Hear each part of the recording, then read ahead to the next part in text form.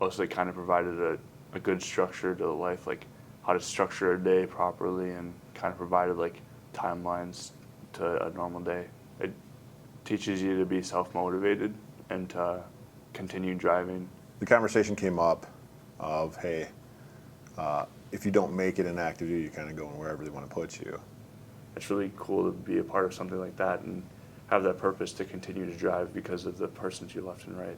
You know, it's really interesting when you see somebody take to something that they enjoy doing and the growth and development that they take upon themselves, along with the outside mentoring from people that are like, you know, really good people. And it's nice to be surrounded by those people that are just like, hey, I'm going to push you to be better because I'm trying to be better than you are. It's like, it brings that friendly competition within the organization. Take in all the knowledge you can over these next couple of years before you go do the harder things that you need the knowledge for. It's cool to be in an environment where you get to push other people and other people get to push you and you continue to grow as a person. It's really neat to be around other people that want to see you succeed as well as you want to see yourself succeed.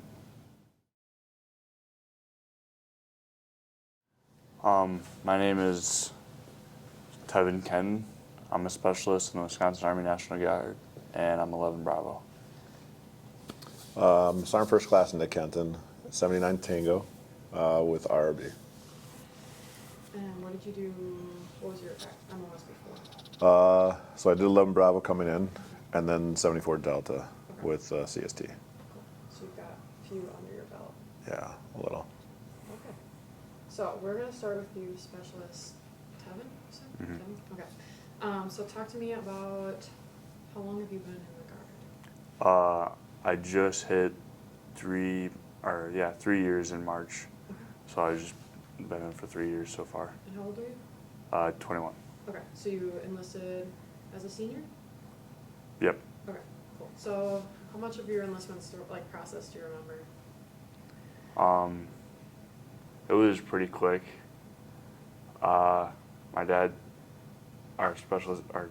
Sergeant First Class Kenton told me I could enlist pretty quick, and I could go to basic as soon as I got done with high school. So I ended up graduating early and headed off to OSET March 31st in 2021. Okay.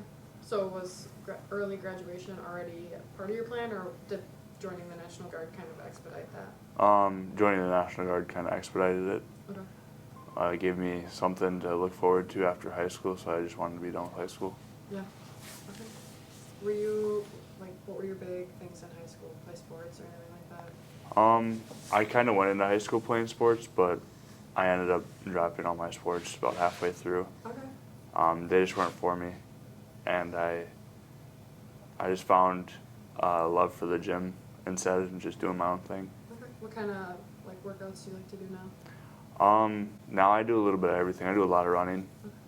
This past summer, I did an event that kind of made me focus on endurance things. Okay.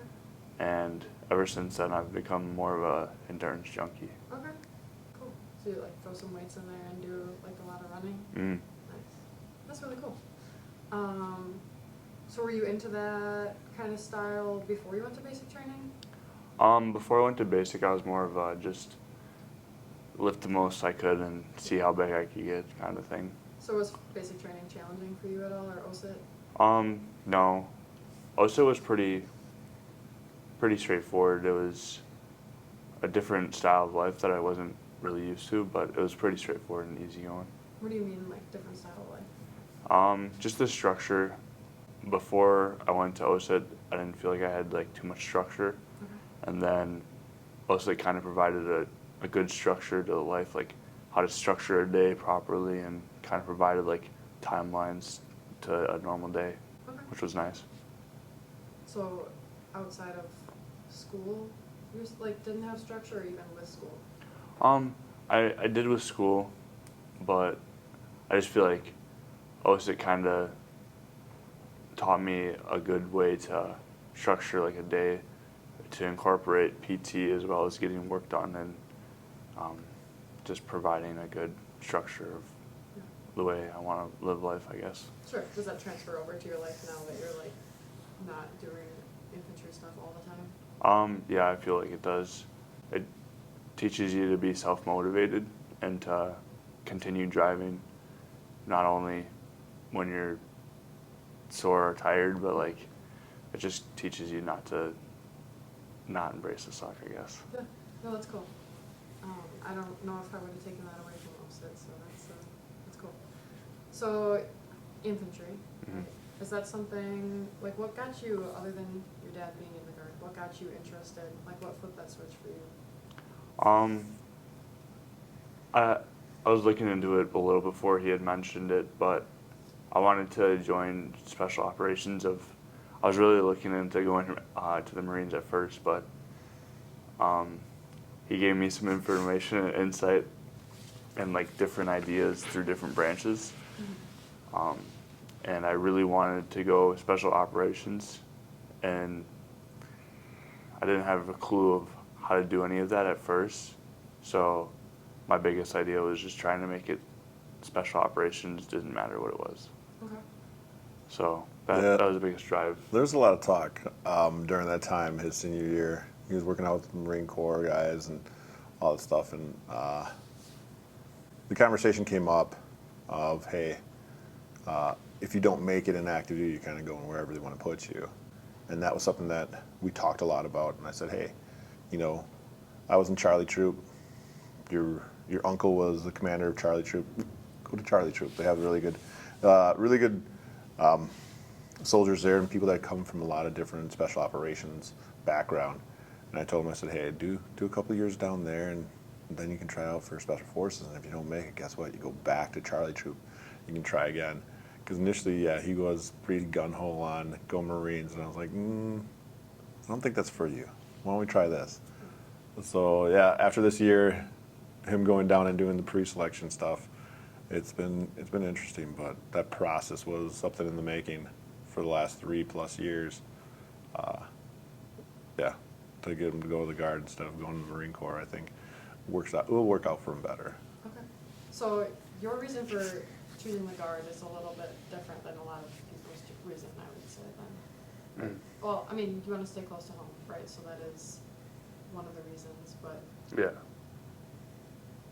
like having that be this is where you would fall back to if you don't make it, right? That your plan B. I don't think a lot of people know like that's even like I didn't know that. No, it's definitely interesting because so you have your special group operations all over the United States, right? And then they do their pre-selection in the fall and in the spring, and we kind of talked about that. I said, hey, you know, you go active duty, you're not guaranteed, and having that realistic talk of like, hey, not everyone's able to do it, and when they don't make it, they kind of go wherever the needs of the Army or Marine Corps is going to be, or whatever the branch they go into. And I said, what's cool about the National Guard side of the house, you don't make it, you can always try again, but you get to go back to Charlie Troop and retrain. There's a couple guys in your unit you were talking about that actually have gone and did the pre-selections that still haven't made it, that are still at Charlie Troop, but are still going back and still trying to do it. So that process it's unique. It's not talked about enough. Sure. But yeah, it's interesting. How many people in Charlie right now have tried out? I'm not exactly sure. There was one sergeant that I talked to the most about it, but I know maybe 4 or 5 people have tried out and just not been selected. But yeah, there's a pretty decent number of people. Okay. That's really cool. So, like, what got you interested in, like, I want to do special forces or special operations? I really like the drive that those guys have. They're always consistently trying to push to be better and develop their skills as a soldier. And knowing that you're on a team of guys that are pretty self-sustained and adaptable, it's really cool to be a part of something like that and have that purpose to continue to drive because of the person to your left and right. Yeah. So it wasn't like watching us, like, Black Hawk Down made one of these special operations or anything like that? Not really. No. It kind of gave me like insight of what could be expected, or like what probability they might have to it. Sure. But I really enjoy the environment of the special operations and how they train. Okay, no, that's really cool. So how did your dad, other than helping you choose the Guard over the Marine Corps, how did he kind of influence or help you with your enlistment process? He made it relatively easy for me. He talked me through it, and like he told me the things to expect and how to hold myself accountable to like not lollygagging and stuff like that. Don't ever let yourself be last, or just made it really simple. Laid it all out, every option there was that I could do, and kind of provided me different lists of jobs or MOSs that were reasonably nicer to do, I guess. Sure. So was there ever any like, oh, I might want to do this job, or was it always straight like, I want to be in the infantry? I kind of wanted to be infantry to begin with, just because Yeah. I just like the environment of it. Sure. All it is the go, go, go. But I kind of looked at like a 68 whiskey or something like that. But at the same time, I wanted to be part of the go, go, go. So it was kind of on me for picking the Sure. infantry. Yeah. Okay. So what was his enlistment process like for you? Different than normal ones. Okay. 'Cause you were his recruiter through the I process? wasn't actually. It was Sergeant Kusky. Okay. And, you know, the purpose of it was, you know, we knew what we had planned for him. And at the same point of it, like, when he did it, I thought there'd be a little bit more time from when he enlisted. But when he went down there, he's like, yeah, I want to go to basic as soon as possible. So he left 2 weeks later. Right. And I was like, what the heck? You know, so it kind of threw me that way. Because generally, when people enlist, they have about a month or so before they'll go to basic and AIT. And I wanted him to kind of have that time to go to the RSP, the Recruit Sustainment Program, and kind of take that environment in. But before he even joined, he went down to RSP. So he kind of knew that atmosphere a little bit. That helped. But at the same time, you know, it was quick. I was there. It was during COVID, so like just dropped him off, picked him up from MEPS. We went out to eat at the Brewer Stadium, or tried to, because they didn't have, TGIF was no longer there, right? Yeah. Yeah. So we're going to do something, but yeah, the process was a little bit different than normal. And I mean, I say it because it's my own son enlisting. However, yeah, it went smooth. And not too long after he enlisted, my niece, his cousin, they always been like childhood friends, joined too as a 68 whiskey. Okay. And I have all boys. So then my niece joining was like a different thing. But yeah, that was different. I was a little bit more like, oh, okay, we need to figure out what jobs to put you in because I don't want you doing infantry. However, that was interesting too. But it's also, you know, it's one of those things you have somebody join an organization that you're proud to be part of, and they kind of carry on that lineage of you, and you know, get to embrace in that proud moment and look back, and I think that's a cool thing. The unit he's part of now, my brother, I was part of Charlie Troop before my brother, and then my brother came in as company commander, and I've always known people from Charlie Troop 105, and I was like, we're putting you there, buddy. So that's the unit you're going to. It was a pretty easy one. We knew where he was going to go because of that. But you know, anytime you put anybody in the military, anytime you do anything with anybody that's joining, get them in the right position and the right job is crucial, I think. And put them in the right unit with the right mix can definitely lead them to be very successful. And with Tevin, like, he's had a lot of great mentors. Sergeant Major Zabinski is he was I actually worked with him back in 2009 and 10 at the 1128, and he was the first sergeant for the unit. But that was his first sergeant, and a lot of mentoring and coaching came along with that, and being able to have, you know, just really good leaders in different positions. That's cool. Yeah. It's a cool thing to see. I don't think in any other organization would you see your child being mentored by a coworker that you worked with Yeah. 8 years ago or whatever, and then you know, the things that he's been able to do and accomplish with other people helping him. So it's a unique thing. It's really cool. So Yeah.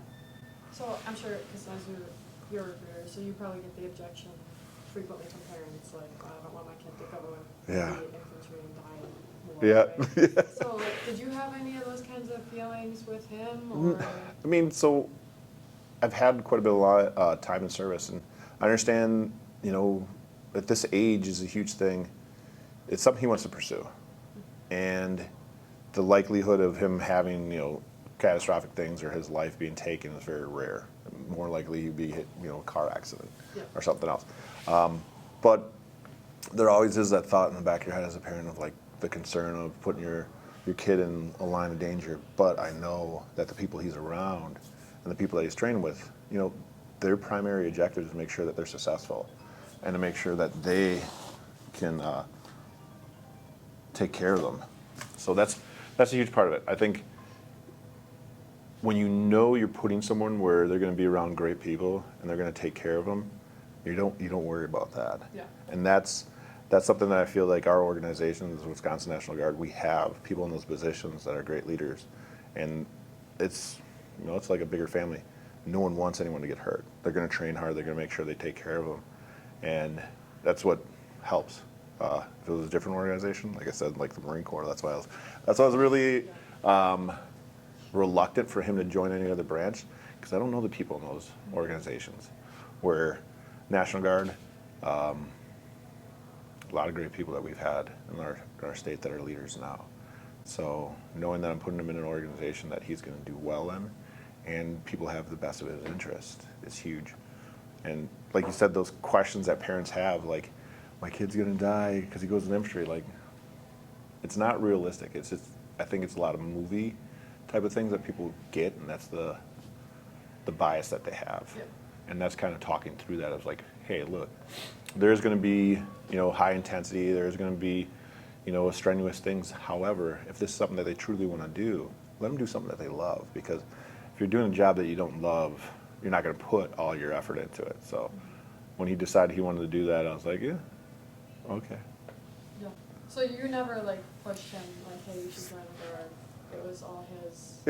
There's a push Okay. for you should join the Guard, because the big part when he was like, I want to do special operations. But like, you didn't have to light that for him. Like, he decided, "I want to do something like this." Yeah, because I mean, for a while he was training with the Marines. He'd go and do their PT, and he's always been in really good shape. And we had the conversation. He's like, I think I'm going to go to the Marine Corps. I'm like, let's really talk through what is it the end state you want to get to, and then we ironed out the process of like, hey, do the Army National Guard, and then you can try out for Special Forces. And the unit, like I said, a new Charlie Troop was a great unit, and that's why we put him there. But yeah, I mean, there was a little bit of a crossroads for a little bit, I think, maybe, because you had the idea like the Marines were going to be something, but we talked through that, and then he was like, yeah, I want to do this. And ever since, like, he has just taken to it like wildfire. I mean, fitness, crazy. He did an Ironman, was last in September. This past summer, Yeah, and then he did a half Ironman before that. Before they went to annual training, he did one in Door County, and his time was from the ages of 18 to 21. He had the fastest time in that bracket, but all the way up to 41, or all the way up to 36. I take it back. All the way up to 36, he had the fastest time, and then going to AT, I think he wasn't able to focus a little bit on it. But you know, it's really interesting when you see somebody take to something that they enjoy doing, and the growth and development that they take upon themselves, along with the outside mentoring from people that are like, you know, really good people. He's done well, and I think being in my position, not only as a dad but also as a sergeant, those are good things to see. You love seeing that. You love seeing people grow. It's a proud moment, because, you know, you're not able to do those things as much anymore. You know, you leave that I don't know, like that pride and ego kind of, but you also see it from the point of like, this person's successful because I helped. It was cool to see back in him taking Best Warrior this year. It wasn't really a doubt as my head as him winning, because I knew, I'm like, all right, when you take off for the ruck, let me know, because I'll drive down, because I know you'll win it. And I think there wasn't anybody else close. The next person was 20 minutes behind him. But it's one of those things, you know, it takes a lot, because I did Best Warrior a while ago too, and I took it too. But it's one of those things, you know, that it takes a lot of time and effort to develop and also put into that training. And I've watched him do that, but he's better than I am. Like, he's in really good shape. And his tack and his drive is just crazy. And that's cool things to see. Because we get to see in our organization. We see that from being in charge of people, and you see certain people just take to the stuff and they go with it. And that's, I don't think you see that in too many other organizations, or get to really watch that, you know, especially the military offers that, where people can be successful and challenge themselves more and take on more and more, where I think like civilian jobs aren't, I don't know. I just don't think you'd get the same reward as what we do in the Army side of it. Sure. Yeah, no, I think that's one of the things that I hear recruiters talk about is like, in the Marines, you'll see a recruiter for the process and you'll probably never see them again. Yeah. But then like your recruiter in the Guard, you'll probably be working with them again in like 2 years. Yeah, that's very true. I just, we were out at the range yesterday, and because I do ROTC now, and one of the cadets there, I look at his name tag, I'm like, where'd you enlist out of? He's like, Madison, Wisconsin, all proud. He's like, I was down at the RSP down there. I'm like, I remember you. How is it going? You know, yeah. And I mean, within our organization, you don't generally have that with the other branches. Right. Your recruiter picked the job. We picked the job to become a recruiter. We weren't voluntold. We had to board. We had to, you know, try out for this. And working with the guys down in Madison Rockwell, Kusky, you know, they have a lot of pride in the people they put in. And I think that's the other thing of it too. Your name goes with that person, and it means quite a bit. Like, hey, this person joined, but look what they're doing 3 or 4 years from now. Right. That's the cool stuff you get to see. Kind of like, you know, you kind of get to brag about it. Like, look at these people that enlisted. Yep, I enlisted him, and look at how big, you know. And also with organizations too. Seeing some of the organizations grow, because you put just really good people in those organizations. Like, what was it? The aviation unit came to us and said, hey, we have a shortage on 15 tangos, which is their crew chiefs. But their crew chiefs are like, hey, we have like 10 slots we need to fill. And we probably put like 5 or 6 there. And now we went down there, I took the cadets down there last week Monday to fly. And the person that's briefing was one of the crew chiefs that we enlisted. He's like, hey, Sergeant, how's it going? I'm like, what do you do? He's like, I'm a crew chief, and he's briefing. And it was like, cool. That was like That's awesome. 4 years ago. Now he's a crew chief there. And, you know, that's really cool. That's really cool to see that. And also know that you're contributing to the success of the organization. That's huge. I think that's, like you said, no other organization, they just put them there for 3 years and they're gone. It's just, oh, I got my number, I'm done for the day. Not really caring about the success of that person. I think that's what makes us better than other organizations, is we are embedded with those people. We are very wanting to see them succeed, so we want to put them in the right positions and the right jobs. Yeah, I think that's huge. How did best and worst part of Best Warrior for you? What was your I feel like Best Warrior kind of really opened my eyes as developing myself as a soldier solely. I placed, going off of like the stats of the where we placed and stuff. My worst event was writing an essay, and so it kind of brought forth to me like, hey, I need to work on my board and writing skills. Sure. As a soldier. Like, there's so many things you can learn as far as doctrine and different ADPs and all these things that you don't necessarily think day-to-day soldier, like as being in the Guard. You don't think about all these doctrines and formats of everything, and it's like hey, when you do the best work, you have to study for this, and it's like, I've never even heard of these things before, and it's like, okay, it kind of gives you some foresight of things to learn as a soldier. Yeah, it definitely, what I remember doing it too, and I think it gives you a different viewpoint. Yeah. Like it is very much a well-rounded soldier that they want to be able to win, right? Like fitness takes you to a point, but academically, you know, you need to be well at that too. And yeah, I don't think either one of us have been a strong point of English is anything, you know. There's a reason you're in the infantry. Right. Exactly. So what was your best part? I've naturally been, I'm a tall person, so naturally I'm good at rucking. Okay. I would say rucking was my favorite part, or at least easiest for me. But I really, as far as like just doing soldier tasks, I really enjoyed just doing the whole competition. It was nice to be around fellow soldiers that you're like, hey, you worked hard and they worked hard, and it's like, okay, it's neat to see these other people that are pushing themselves just as much as you are. Mm-hmm. And it's nice to be surrounded by those people that are just like, hey, I'm gonna push you to be better because I'm trying to be better than you are. It's like, it brings that friendly competition within the organization. Yeah. That's really cool. That is cool. And I mean, same. It's one of those things you kind of feed off of. Because I remember doing it, and you know, you get the caliber of soldier that wants to be there and wants to do, you know, try hard, but that friendly, like, you can do this. And even at the end of the rec, you know, Tevin went back and helped other people out, but that cohesion and that next caliber of soldier is the people that you're competing with, but at the same time, you don't want to see anyone fail. Right. So you're also there encouraging them. So yeah, the competition's fun. Definitely brings out the best in people, I think. Yeah, no, I would definitely. You talking about having really supportive leadership and like good mentorship in your unit. That's why you want to put it there. Have you had anyone that's kind of been the opposite way with like you wanting to go special operations, or have you just felt that support? I think it's common for people. So when I first showed up to the unit, I was young.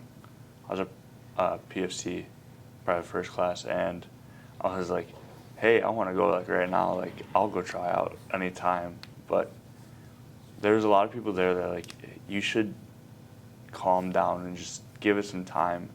And it's not necessarily them not wanting you to succeed and try out. It's more the factor of like, hey, you're a new guy, stand back, or like take a step back, look at your different mission sets that you have, and like learn this knowledge that these new soldiers need. Like, take in all the knowledge you can over these next couple of years before you go do the harder things that you need the knowledge for. I think people take that as like, hey, you're not supporting me, or they just don't care about what I want to do. But it's very smart for like people to tell you that, because then you're like, okay, this makes sense. I need to take a step back, relax, let the story kind of unravel, and learn what I need to learn as a soldier. Yeah, and you feel like you've gained some good, important knowledge Yeah. in this time.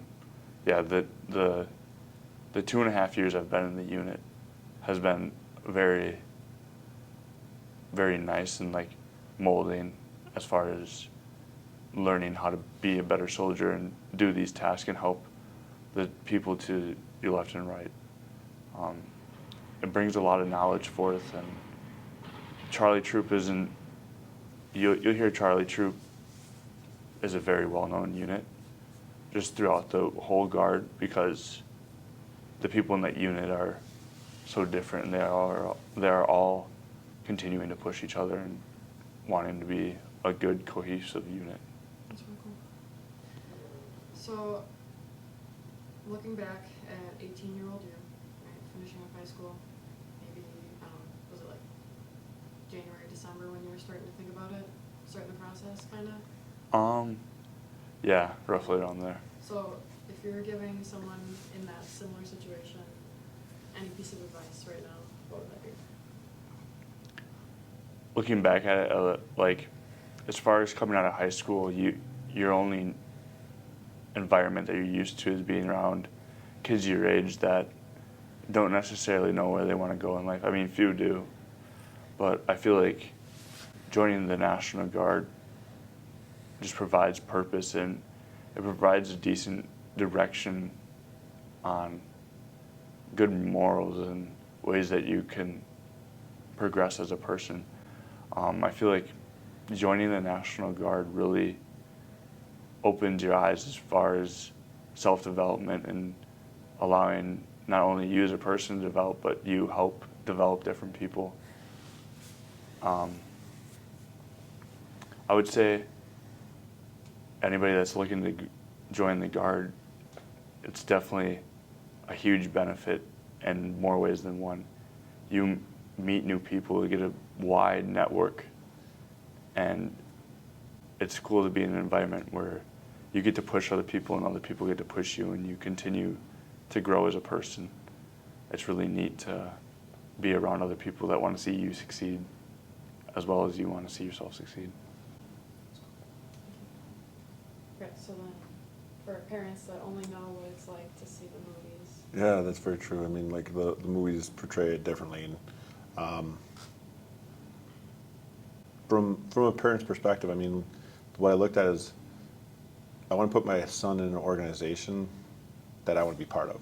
If I wasn't part of this organization, I didn't agree with what we do, or didn't think it was the best place for him to be, I would never done that. And I think that what he mentioned was we're in an organization where people want to see everybody else succeed, and that's huge because I don't think there's a lot of other places that they're kind of cutthroat. They're basically looking at how can I get ahead by this person or whatever else. But in our setting, in our organization, the Army National Guard, is everyone wants to see people be successful, and I think that's rewarding. We find reward in that.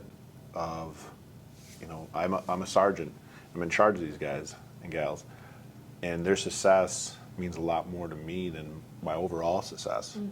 And putting your child in an organization where they're going to grow, they're going to develop, they're going to have mentorship, they're going to have that other kind of person to check in for the well-being. Before drill, you give people a call like, "Hey, how's it going? We're getting ready for drill this weekend. Anything that's going on?" But even that, like, there's other processes that take place. Like, you have these conversations with new soldiers, and you kind of figure out, like, hey, this is something that you want to pursue. Let's look at what we can do to get you there. And I think that's our organization. We continue to do that. We try to strive and grow our soldiers to be better. The benefits for college are great. However, the mentoring and coaching that we have, I think that's huge. And the networking he's talking about too. Like, we have so many people from multiple different cloths of life. We have attorneys. We have company CEOs. We have people that are surgeons. All these different people that are in the Army National Guard. And then they're 1 week in a month, they come to us and they're cross-training, and they're giving you these skills that I don't think we'd ever be exposed to. Yeah. That network is like, you don't know who they are unless you kind of ask them behind the uniform. Like, what else do you do on the civilian side? You start finding out, I'm a teacher, all these different things. Mm-hmm. But our organization that we're in, we have a lot of professionals that want to see other people succeed. So I would tell parents, like, hey, you are letting your child pick the next step in life, but we have people that are going to make sure that they're successful. No one in our organization wants to see people fail.